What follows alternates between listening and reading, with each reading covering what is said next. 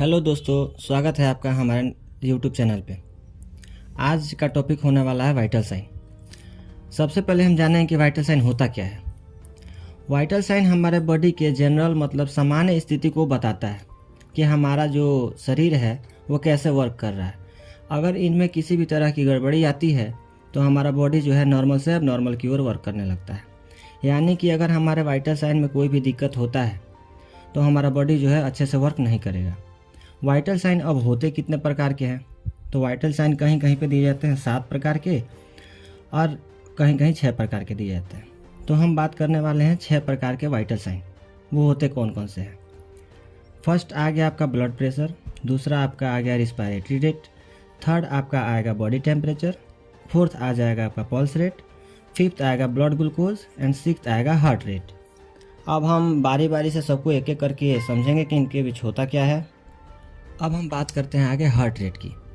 Heart rate होता क्या है। The speed at which heart beat, मतलब कहने का ये है कि जिस गति से हमारा हृदय जो है धड़कता है उसको हम हार्ट रेट बोलते हैं। एवरेज हार्ट बीट की बात करें, हार्ट रेट की बात करें तो 72 बीट पर मिनट होता है। ये हमारे एक्टिविटी के ऊपर डिपेंड करता है और हमारे लाइफ स्टाइल पे भी डिपेंड करता है। डिपेंड इसलिए करता है कि हम अगर हैवी वर्क करते हैं तो उसमें हमारा हार्ट रेट जो है इंक्रीज़ हो जाता है। अगर हम सेडेंटरी रहते हैं, अगर आराम से लेटे रहते हैं या फिर आराम रेस्ट पीरियड में होते हैं तो उस समय जो होता है हमारा हार्ट रेट कम होता है। अब अगर बात करते हैं कि हमारा heart rate 60 beat per minute से कम हो जाए तो उसको हम ब्रेडिकार्डिया बोलते हैं। अगर 100 बीट पर मिनट से ऊपर जाता है, एबव जाता है, तो उसको हम टैकीकार्डिया बोलते हैं। अब टैकीकार्डिया में होता क्या है, क्यों होता है, कॉज क्या है इसका। अगर हम ज़्यादा अल्कोहल यूज़ करते हैं जिसकी वजह से हमारे अंदर टैकीकार्डिया का जो है साइन सिम्टम आ सकता है। फीवर के वजह से हो जाता है। कभी कभी हम ज़्यादा कैफ़ीन लेते हैं, जैसे कॉफ़ी ज़्यादा पीने लगे, तो भी हमें टैकीकार्डिया का सामना करना पड़ सकता है। हाई ब्लड प्रेशर की वजह से हो जाता है, या फिर सम टाइम कोई मेडिकेशन जो है मेडिसिन हम लेते हैं उसके वजह से हो जाता है। इस टैकीकार्डिया के वजह से हार्ट फेलियर होने के चांस भी बहुत ज़्यादा बढ़ जाता है। अब हम देखते हैं ब्रेडिकार्डिया। अगर 60 बीट पर मिनट से नीचे जाता है तो उसको हम ब्रेडिकार्डिया बोलेंगे। इसमें जो होता है चेस्ट पेन फील होता है, डिफ़िकल्टी होता है ब्रीथिंग में, डिजीनेस मतलब चक्कर आने लगता है या फिर वीकनेस महसूस होता है। एक और मेन कारण है हमारे अंदर ब्रेडिकार्डिया का, वो है लो ब्लड प्रेशर। अब बात करते हैं ब्लड प्रेशर की।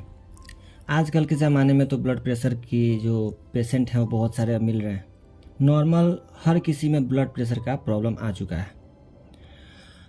और ये ब्लड प्रेशर होता क्या है, जो प्रेशर हमारा जो सर्कुलेटिंग ब्लड है वो प्रेशर लगाता है हमारे ब्लड वेसल पे, उसको ही ब्लड प्रेशर बोलते हैं।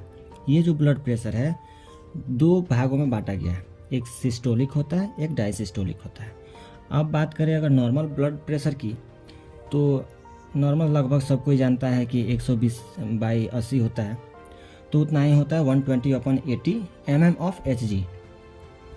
अब अगर देखें कि 120 क्या होता है, तो 120 जो होता है हमारा सिस्टोलिक होता है। जब हार्ट कॉन्ट्रैक्ट होता है, यानी कि ब्लड को पंप करने के लिए जब हार्ट कॉन्ट्रैक्ट होता है तब वो ब्लड हार्ट से निकलता है और आर्टरी पे प्रेशर लगाता है, उसको ही हम सिस्टोल बोलते हैं, जो कि 180 होता है। और अब देखिए कि 120/80 हम बोले हैं, तो उसमें 80 क्या होता है, 80 क्या होता है। 80 जो होता है डायसिस्टोल होता है। जब हार्ट रिलैक्स होता है, हमारे पूरे शरीर से डीऑक्सीजनेटेड ब्लड हार्ट में जाता है, उस समय जो प्रेशर बनता है हमारे ब्लड वेसल पे, उसको हम बोलते हैं डायसिस्टोलिक। नॉर्मल से अगर ब्लड प्रेशर जो है इंक्रीज होता है तो उसको हम हाई ब्लड प्रेशर बोलते हैं, मतलब हाइपरटेंशन।